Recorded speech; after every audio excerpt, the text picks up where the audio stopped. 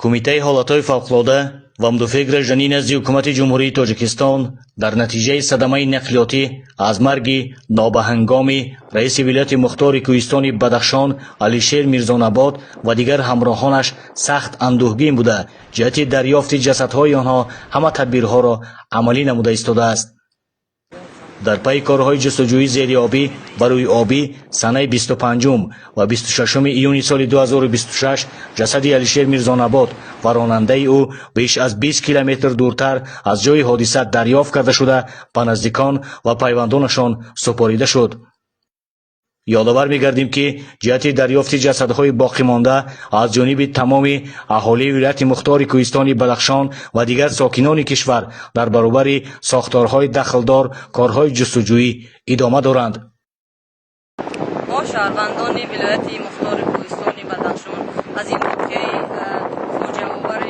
خیلی سخت اندوهگین و غمگین هستیم. خدمت‌های شایان سابق رئیس ولایت مختار کوهستان بدخشان محترم علیشیر میرزان‌آباد خیلی نظر هستند و سهم زیادی در روشنموی ولایت گذاشتند. ما اهالی ولایت مختار کوهستان بدخشان در یکجایگی با نجات‌دهندگان کمیته حالتهای فوق‌العاده کوشش به خرج می‌دهیم که در روزهای نزدیک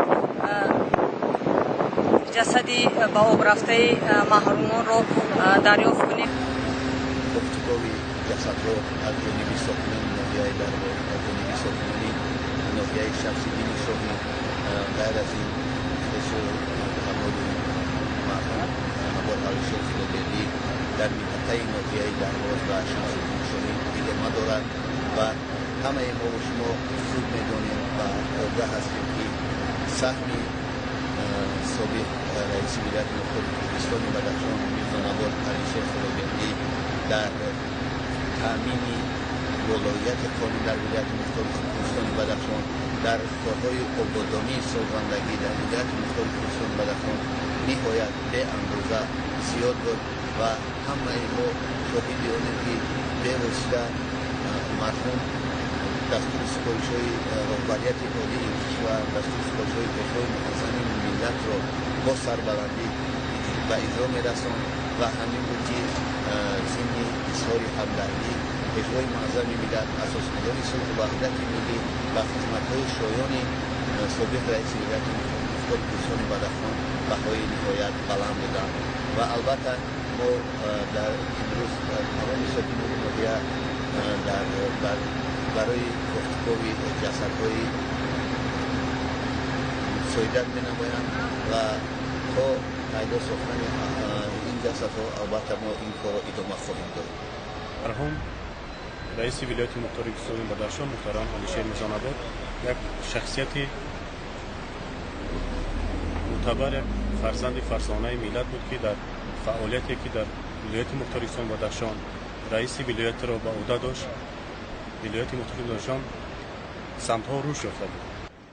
علیشیر میرزان‌آباد سالیان زیاد برای رشد و نموی تاجیکستان عزیز از خود سهمی باسزا گذاشته است. این است که خدمت‌های شایان تحسین او از جانب پرزیدنت جمهوری تاجیکستان بارها قدردانی گردیده سرفرمانده عالی قوه‌های مسلح جمهوری تاجیکستان گنرال ارتش امامعلی رحمان او را سزاوار رتبه عالی حربی گنرال مایور گردانیده است و همزمان او در وظیفه‌های مهم حربی سیاسی کار و فعالیت نموده است.